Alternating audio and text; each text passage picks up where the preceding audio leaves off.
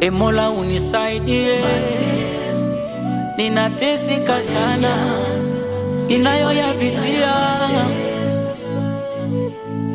naonekana sifai, mjinga, sina maana. Hivi kwa nini haya mateso?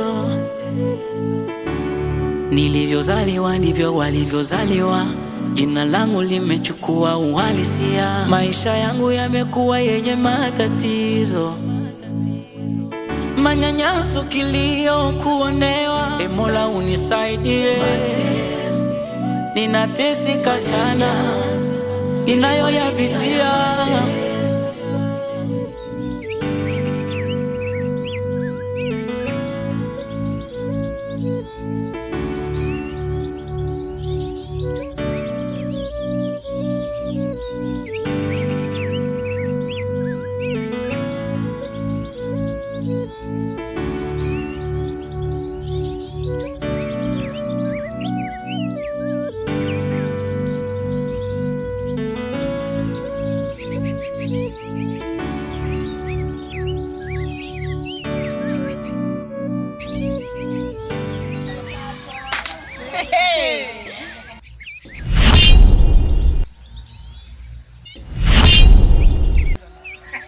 Jamani, nikiwa mateso kweli? Hapana, yani anavumilia mengi, ananuka sana.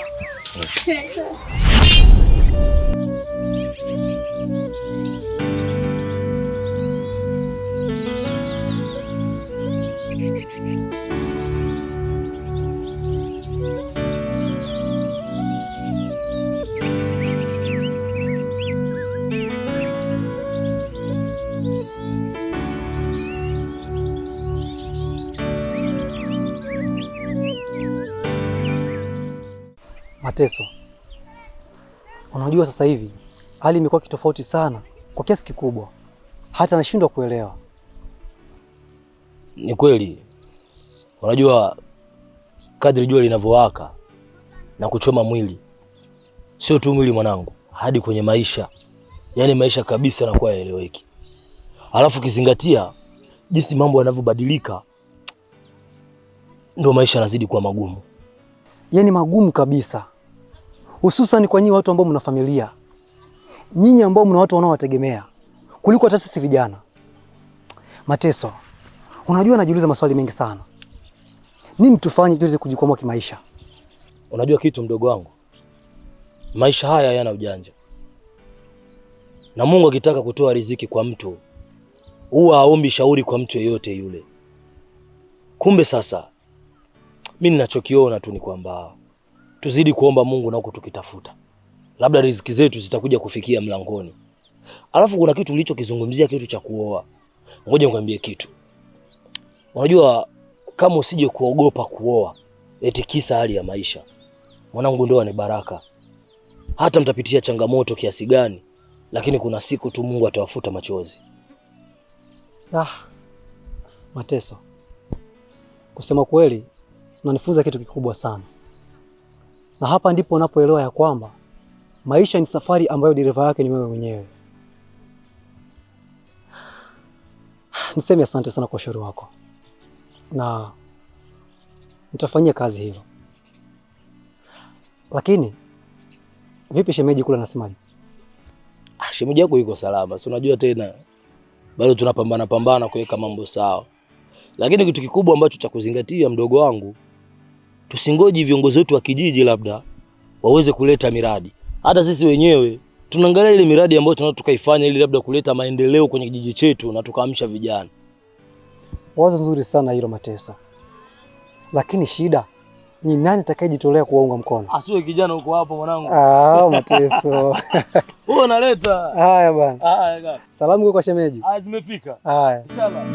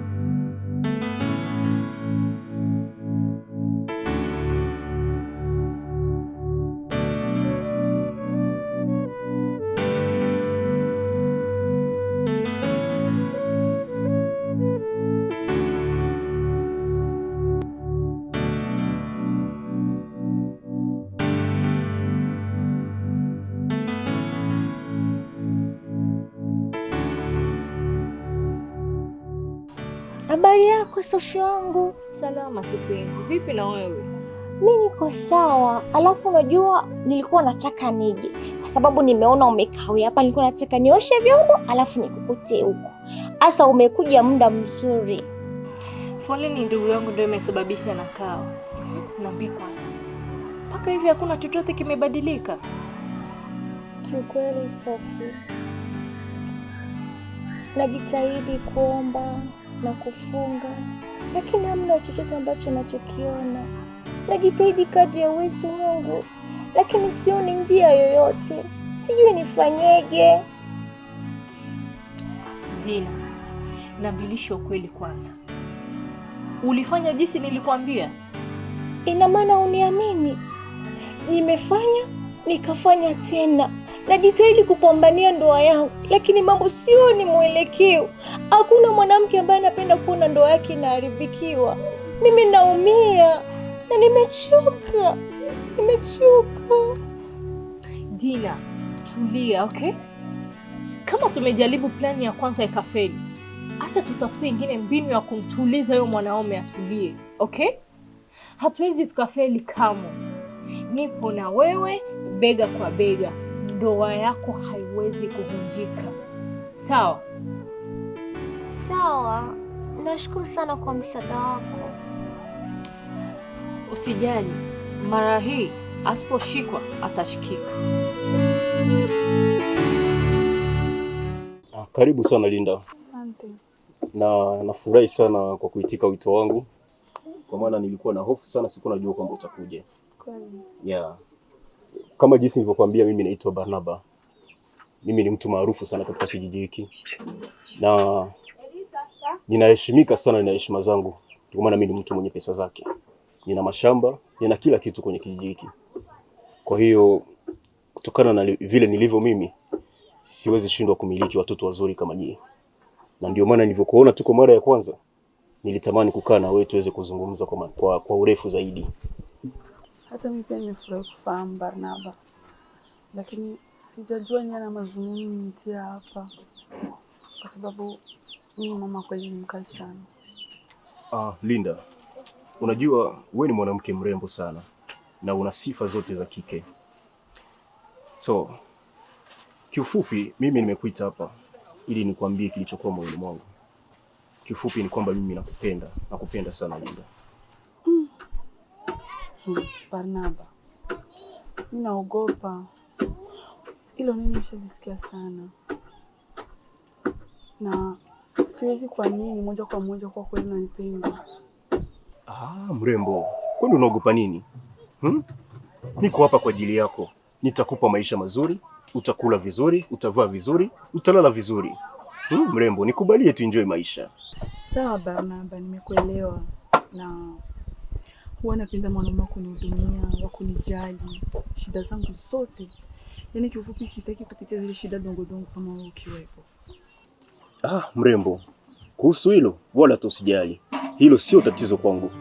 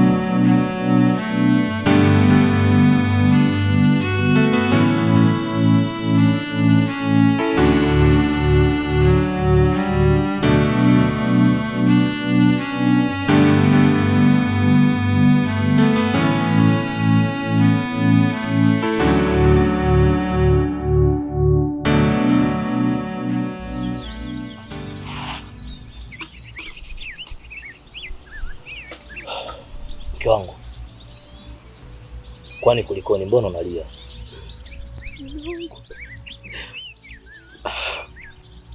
Najua unanipenda na mimi pia nakupenda sana, ila nakuomba kitu hiki kimoja, uweze kuniambia ukweli na usinifiche kitu chochote kama unanipenda kwa dhati. Hivi mimi nikiwa karibu yako uwaga natoa harufu gani? Uniambie tu ukweli, nakuomba. Mke wangu, unajua fika kwamba nakupenda, na upendo wangu kamwe sijawahi kulinganisha na kitu chochote juu yako.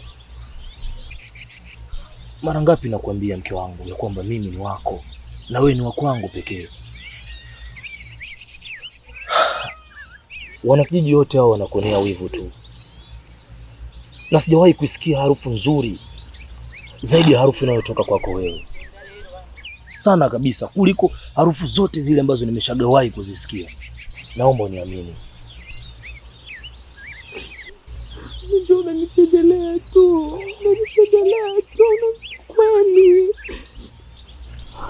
Jaribu basi kuwa mwazi kwangu, nakuomba. Najua unanipenda sana, naumia sana, watu wananitenga mume wangu. Napita barabarani watu wananiambia vibaya, watu wamenitenga, watu wote zaidi yako tu pekee ndio mtu ambaye nimebaki. Please, naomba mke wangu, naomba unisikie. Mimi ni mume wako. Hata watu wote wakikuchukia, mimi mume wako kama nakupenda mke wangu, inatosha. Naomba uweze kunitazama mimi tu, sawa? Na harufu yako ni nzuri kama nilivyokuahidi. Shida zako ni zangu, na nipo tayari kupambana kwa sababu yako. Nipo tayari hadi kufa kwa sababu yako. Furaha yako ndio furaha yangu mimi. Naomba kwa kipindi hichi uniangalie mimi tu mke wangu. Upendo wangu kwako ni mwingi. Naomba. Najua kipindi hichi unachokipitia ni kigumu sana, lakini nipo tayari kwa lolote lile juu yako. Sawa. Familia, ndugu wamenitupa, walio karibu wameniangusha, wamenipiga teke. Basi nyamaza mke wangu, acha kulia, aliyewapa riziki atatupatia. One day atatupatia, one day tutafurahia. Vikao vya familia tumetengwa, hakuna kuhudhuria, twaumia. Usaliti kwa watu wa karibu sikuzania, mateso nateseka, manyanyaso twaumia. E Mola nione huruma, mateso nateseka, nanyanyaswa sikuzania.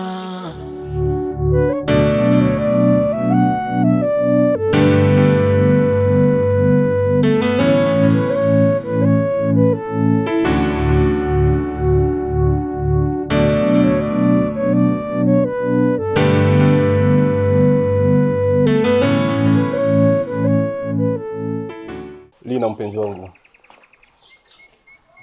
si unajua nakupenda sana mpenzi. Jana umenifurahisha wewe.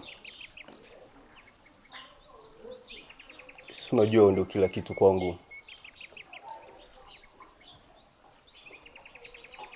Basi usijali. Si unajua nipo tayari kufanya chochote kwa ajili yako. Leo tena? Basi usijali, nikitoka nyumbani mimi nakupitia hapo. Usijali. Nakupenda pia mpenzi. Okay.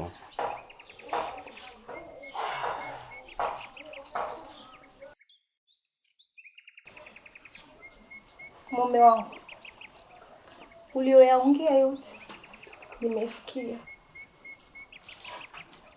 Hivi mume wangu, ukinitazama mimi nina kasoro gani?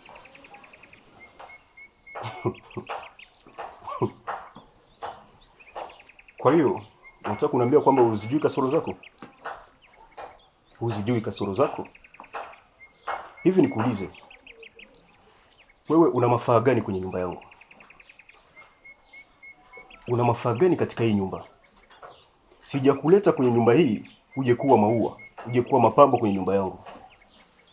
Hata kama ndo wangu, ujue mimi ni mke wako. Nafikia hatua kuongea na wengine mwanamke mbele ya macho yangu, hata kama hivyo ni kunivunjia heshima. Ni udhalilishaji wa namna gani huyo? Hautaki kuniheshimisha, unataka niishije na wewe? Unataka niishije? Niliyekuwa nikizungumza naye hapa ni mwanamke, na wewe pia ni mwanamke. Eti unahitaji heshima. Ni heshima gani ambayo unahitaji wewe? Maana mwanamke anayehitaji heshima ni yule ambaye analeta matunda, na sio wewe mjaza choo. Leo hii mimi nakuwa mjaza choo. Mume wangu, sitachoka kusema kama mimi ni mke wako, na mimi ni mwanamke ambaye nitailinda ndoa yangu na siwezi nikaisaliti.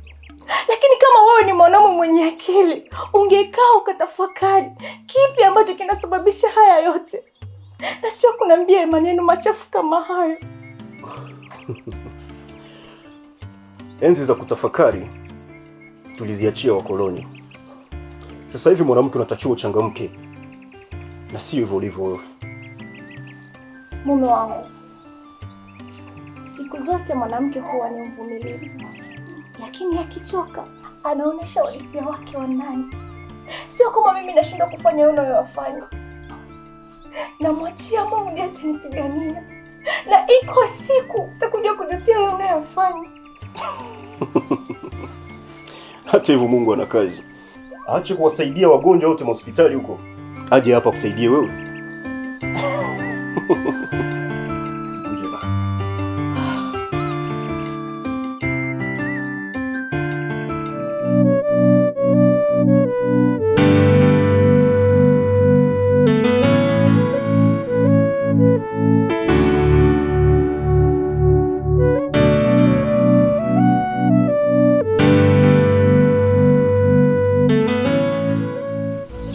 Mume wangu, naona kuna tengeneza kinga. Najaribu kuweka sawa hapa. Mbona leo umeamka nyuma? Nilikuwa na shughuli nilikuwa nazifanya. Toka jana usiku, basi nikawa na uchovu. Pole sana. Asante. Nilikuwa nataka zangu kuwaiza sokoni. Sokoni. Kwa pesa matumizi. Pesa. Okay.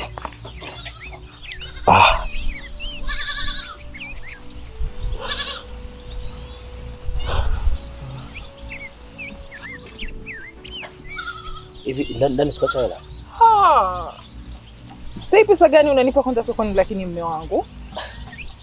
Hivi mume wangu, unajua kama mambo yote yamebadilika sana. Kila kitu kimepanda bei. Hapo unategemea nitanunua kitu gani ambacho kitaweza kukidhi mahitaji yetu ya nyumbani? Basi jaribu kutumia hiyo. Jioni naamini utakula nyama. Nyama wapi? Nyama wapi? Kundanganya tu. Nyama wapi? Unaona sasa wewe uniamini? Sikuamini hata kidogo. Afu haijalishi nyama bana. Sija kutuma uende ukawe kibaka huko. Ndio kaibia watu kisa kuniondea nyama. Sawa mke wangu. Unajua ndio kwa maana nashukuru Mungu sana kunipa mwanamke kama wewe. Na ndio maana nashukuru Mungu kunipa mume mwema kama wewe. Ila nitajitahidi sana ule nyama jioni.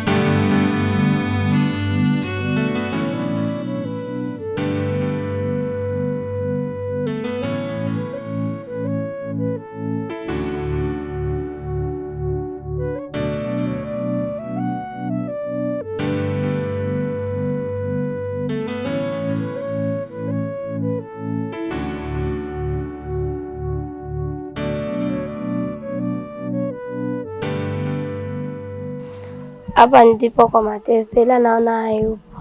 Haya, asante. Acha nitamsubiri. Sawa.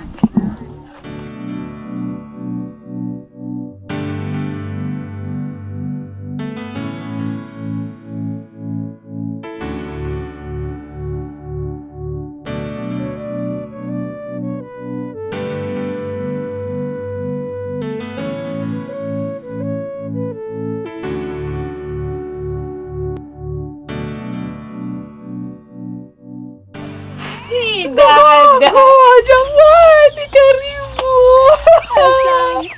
Umefika saa ngapi? Nimefika mida tu. Karibu sana. Asante. Umependeza. Jamani, mdogo wangu mimi, jamani.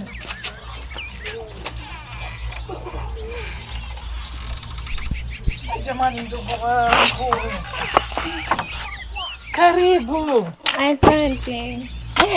Jamani. Uko salama kweli? Ya, niko salama. Dada, niko nimekumisi. Hata mimi pia nimekuwa nimekumisi sana mdogo wangu. Sana. Yeah. Sana nimefurahi kukuona. Siku nyingi Sana. Vipi hali yako? Mimi mzima, namshukuru Mungu. Ndio. Alafu dada, mbona unaishi kwenye mazingira haya? Mazingira gani mdogo wangu? Mbona ni maisha tu ya kawaida tu sana.